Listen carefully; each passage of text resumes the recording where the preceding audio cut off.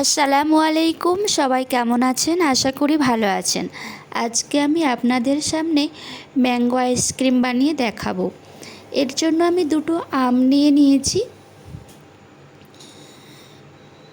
এবারে আমি আমটা কেটে ভালো করে ছাড়িয়ে নিচ্ছি। এবার আমগুলো আমি মিক্সচারে দিয়ে ভালো করে পেস্ট করে নিয়েছি।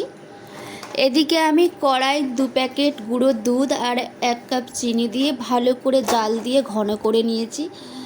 এরকম ঘন করে নিয়েছি। এটা আমি আমের সাথে মিশিয়ে দেব।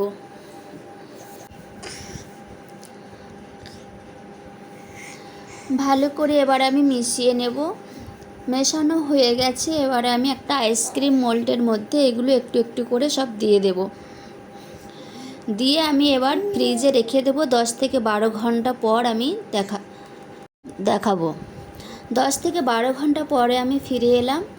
দেখুন আইসক্রিমটা কত সুন্দর হয়েছে, খেতেও কিন্তু দারুণ হয়েছিল। আর এই ভিডিওটি ভালো লাগলে অবশ্যই লাইক, কমেন্ট, শেয়ার, ফলো দিয়ে পাশে থাকবেন।